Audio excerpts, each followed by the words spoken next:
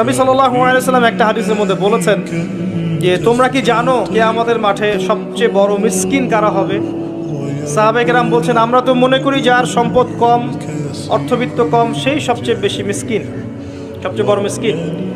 আল্লাহর নবী সাল্লাল্লাহু আলাইহি ওয়াসাল্লাম বলছেন, বরং প্রকৃত মিসকিন সে ব্যক্তি যে কিয়ামতের মাঠে নামাজ, রোজা, হজ, যাকাত আমলের নেকি নিয়ে উঠবে, পাহাড় সম নেকি নিয়ে উঠবে, কিন্তু অনেক পাওনাদার দাঁড়িয়ে থাকবে।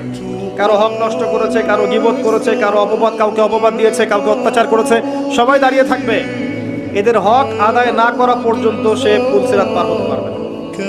তখন কি করতে হবে? নিজের নেকি ওদেরকে দিতে হবে, কারণ তখন কোনো বেচা কেনার সুযোগ নাই, হক আদায়ের কোনো সুযোগ নাই। নিজের নেকি ওদেরকে দিয়ে শোধ করতে হবে। নেকি শেষ হয়ে গেলে কি হবে? অন্যের গুনাহ তার আমলনামায় আসবে, পরে দেখা যাবে ওই ব্যক্তি জান্নাতে চলে গেছে আর এই ব্যক্তি পাহাড় সমান নেকি নিয়েও জাহান্নামে চলে গেছে।